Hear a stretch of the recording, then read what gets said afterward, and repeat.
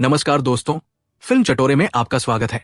Film की शुरुआत होती है अक्टूबर 1972 से, जहां एक रग्बी टीम मैच खेलने के लिए प्लेन से दूसरे देश जा रही होती है। उनमें से कई लोग पहली बार कंट्री से बाहर ट्रैवल कर रहे थे। कुछ प्लेयर्स के फैमिली मेंबर्स भी उनके साथ थे। प्लेन ने उड़ान भरी और कुछ ही समय में वो एक स्नोई रीजन में पहुंच गया। लेकिन अचानक से प्लेन जोर जोर से हिलने लगा। तेज बर्फीला तूफान आ गया और प्लेन का कंट्रोल धीरे धीरे लूज होने लगा। पायलट पूरी कोशिश करता है प्लेन को स्टेबलाइज करने की, लेकिन तूफान इतना खतरनाक होता है कि प्लेन को संभालना पॉसिबल नहीं होता।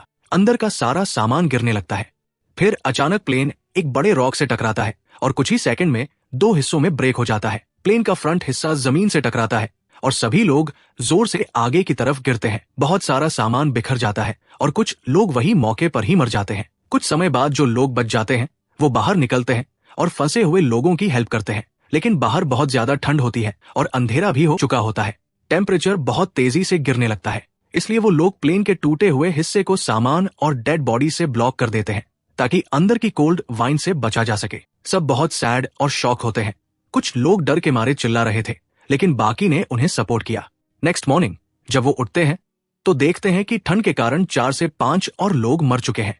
अब तूफान थोड़ा शांत हो चुका था तो वे बाहर आते हैं, लेकिन चारों तरफ सिर्फ बर्फ ही बर्फ थी। कोई रास्ता नहीं दिख रहा था। वे नहीं जानते थे कि उन्हें यहाँ कितने दिन फंसे रहना पड़ेगा। अब उन्होंने सर्वाइवल की प्लानिंग शुरू की। उन्होंने सारे बैग्स और सामान चेक किए, खाने और जरूरी चीजें कलेक्ट की। जो भी खाना था वो आपस में बांटकर खा लिया, लेकिन सबको इस बात की चिंता थी कि खाना बहुत कम है और हमें नहीं पता कि कब तक ये चलेगा। तीसरे दिन नंदो को होश आता है। उसकी हालत बहुत खराब थी, चेहरा भी घायल था, लेकिन फिर भी वो अपनी बहन के पास जाता है। उसकी बहन की भी हालत बहुत खराब थी। जब नंदो अपनी बहन से मम्मी पापा के बारे में पूछता है तो पता चलता है कि वे मर चुके हैं। भाई बहन दोनों बहुत दुखी हो जाते हैं। अब उन्हें पानी की जरूरत थी तो वे लोग बर्फ पिघलाकर पानी बनाते हैं और उसे पीकर सर्वाइव करते हैं। उन्होंने बैग्स के बाहर एक एक्स मार्क भी बना दिया ताकि अगर कोई ऊपर से गुजरे तो उसे दिखे कि यहाँ लोग फंसे हुए हैं। अगले दिन एक और प्लेन आता है, लेकिन वो भी उनकी मदद नहीं कर पाता क्योंकि वो बहुत दूर से निकल जाता है। अब उन्हें समझ आ गया कि गवर्नमेंट को शायद ये नहीं पता कि हम एग्जैक्टली कहाँ हैं। अब उन्हें याद आया कि प्लेन के पीछे वाले हिस्से में कुछ बैटरीज हैं। शायद उनकी हेल्प से रेडियो चालू किया जा सके जिससे बाहर कांटेक्ट हो सके, क्योंकि फिलहाल रेडियो काम नहीं कर रहा था और यही रीजन है कि किसी को हमारी लोकेशन नहीं पता। अब बर्फ ऊपर से खिसकने लगी थी तो वो वापस शेल्टर में चले जाते हैं। दिन बीतते गए। एक हफ्ते बाद उनका सारा खाना खत्म हो गया। आसपास ना कोई जानवर थे, ना पेड़ पौधे, कुछ भी खाने को नहीं था।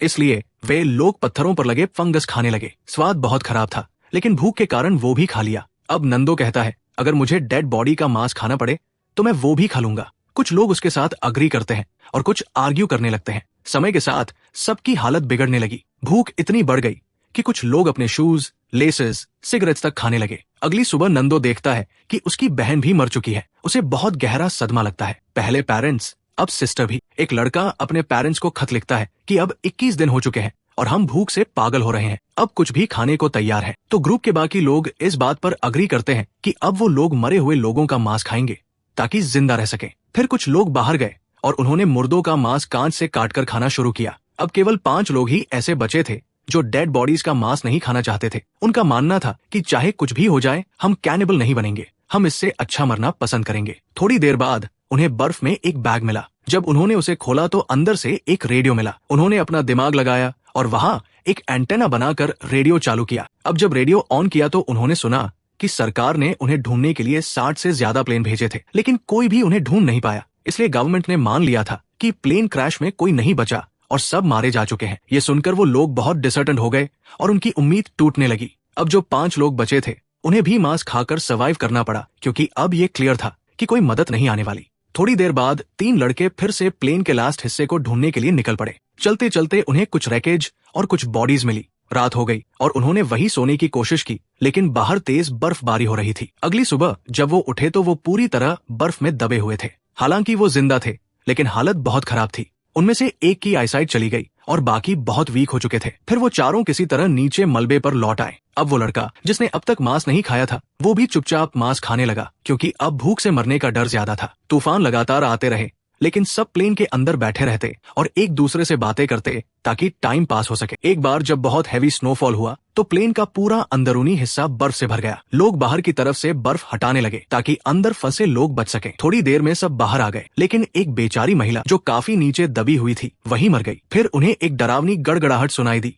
ये समझते देर नहीं लगी कि फिर से एक भयंकर तूफान आने वाला है। इस बार भी कई लोग बर्फ में दबकर मर गए। नूम नाम का एक लड़का गुस्से में आ गया। वो खुद को कंट्रोल नहीं कर पा रहा था और प्लेन की खिड़कियां तोड़ना शुरू कर दिया। कांच का एक टुकड़ा उसके पैरों में लग गया, लेकिन वो रुका नहीं। वो लगातार बर्फ तोड़ता रहा और 20वें दिन उसने वहां एक छेद बना दिया जिससे बाकी लोग बाहर निकल पाए। बाहर निकलते ही सब ने एक दूसरे को गले लगाया, खुश होकर कहा, भगवान का शुक्र है हम बच गए। नूम ने देखा कि उसके पैरों में जहां कट लगा था अब वहां दर्द नहीं हो रहा था, क्योंकि उसका पैर पूरी तरह सुन्न हो चुका था। धीरे धीरे मौसम साफ होने लगा और सबने मिलकर पूरे प्लेन से बर्फ हटाई। अब एक बार फिर उन्होंने सोचा कि मदद लाने के लिए कुछ लोगों को बाहर भेजा जाए, लेकिन जो लोग पहले पहाड़ों पर गए थे उनमें से कुछ की हालत अब भी खराब थी। एक को तो लंग्स में पानी भर गया था और वो सांस भी नहीं ले पा रहा था। सबने उसे सीपीआर देने की कोशिश की, लेकिन वो बच नहीं पाया। उसने जो अपने पेरेंट्स के लिए लेटर लिखा था उसे सबने सहज कर रख लिया। अब तक दिन था 36वां। जैसे ही मौसम खुला, नूम और उसके 2 साथियों ने कई लेस के कपड़े पहनकर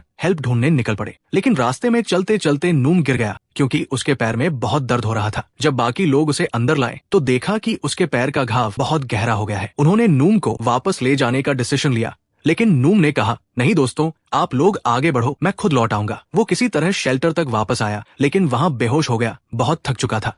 उधर जो लोग हेल्प के लिए आगे बढ़े थे वो खुश हो गए जब उन्हें आखिरकार प्लेन का लास्ट पार्ट मिल गया। उन्होंने बाकी साथियों को भी वहां बुलाया। वहां से उन्हें काफी सामान, क्लीन क्लोथ्स, रेडी फूड और चॉकलेट्स मिली। उन्हें वहां वो बैटरीज भी मिल गई जिन्हें उन्होंने प्लेन में लगाकर रेडियो चलाने की कोशिश की। उन्होंने सिग्नल भेजने की पूरी कोशिश की, लेकिन कोई रिप्लाई नहीं आया क्योंकि रेडियो टूटा हुआ था। ये सुनकर सब थक कर बैठ गए। इधर नूम का घाव अब बढ़कर पूरे शरीर में फैलने लगा था। नूम को समझ आ गया कि उसके पास अब ज्यादा टाइम नहीं है। उसने खाना छोड़ दिया ताकि बाकी लोग उसे सर्वाइवल के लिए खा सके। इस बार उन्हें प्लेन के लास्ट पार्ट से वाटरप्रूफ कपड़ा भी मिला, जिससे उन्होंने मिलकर एक बड़ा स्लीपिंग बैग बना लिया जिसमें सब आराम से सो सके। तभी अचानक उनके छोटे रेडियो से न्यूज ब्रॉडकास्ट सुनाई देती है। भले ही वे 58 दिनों से लापता हों, लेकिन वायुसेना अभी भी उन्हें खोजने के लिए एक आखिरी विमान भेज रही है। अगर वो जिंदा है तो हम उन्हें जरूर ढूंढ लेंगे। ये सुनकर कुछ लोगों ने कहा, अब हमें ऊपर जाकर मदद बुलानी होगी। नूम ने उदास स्वर में कहा, मेरी बात सुनो दोस्तों, अगर मैं मर गया तो मुझे खा लेना, क्योंकि अगर तुम में से कोई भी जिंदा बच गया तो मेरी और बाकी साथियों की मौत बेकार नहीं जाएगी। ये कहते हुए नूम की मौत हो जाती है। उसके हाथ में एक छोटा सा नोट होता है जिस पर लिखा था,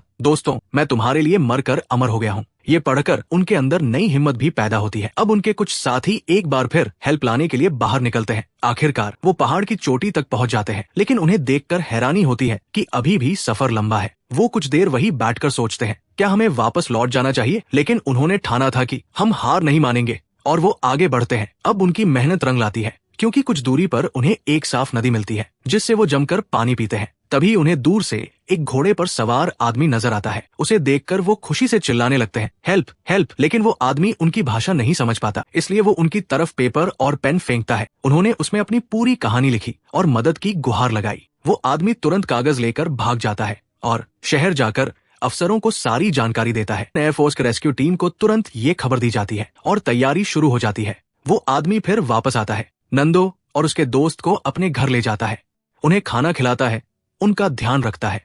अब थोड़ी ही देर में पूरा इलाका रिपोर्टर से भर जाता है जो उनसे सवाल पूछते हैं कि वो कैसे बचे रहे। उधर बर्फ में फंसे बाकी लोग रेडियो पर यह खबर सुनते हैं और खुश हो जाते हैं कि अब हेल्प आ रही है। वो लोग भी अपने हाथ मुंह धोते हैं, सामान पैक करते हैं ताकि जब मदद पहुंचे वो तैयार हों। अब नंदो और उसके दोस्त की जानकारी से 71 हेलीकॉप्टर भेजे जाते हैं बचे हुए लोगों को निकालने के लिए। जैसे ही हेलीकॉप्टर आते हैं सभी खुशी से झूम उठते हैं। फाइनली बचे हुए 16 लोगों को वहां से सेफली रेस्क्यू कर लिया जाता है। उन्हें तुरंत शहर लाया जाता है जहां उनके फैमिली मेंबर्स बेसब्री से इंतजार कर रहे थे। वो सब एक दूसरे से गले लगते हैं, रोते हैं, हंसते हैं, क्योंकि वो जिंदा है। यही सबसे बड़ी बात थी। इसके बाद उन्हें हॉस्पिटल ले जाया जाता है जहां हजारों लोगों ने उनका स्वागत हीरो की तरह किया, क्योंकि उन्होंने हिम्मत नहीं हारी, हार को हराया। उस रात वो सब अलग अलग नहीं सोए, वो साथ रहे, क्योंकि उस हादसे का सदमा अभी भी उनके मन में जिंदा था। लेकिन वो सब खुश थे कि हमने थोड़ा ट्राई किया और हम बच गए। उनकी यही सोच थी हमें जीना है और इसी वजह से मुश्किल वक्त भी हार मान गया। यही ये कहानी खत्म होती है।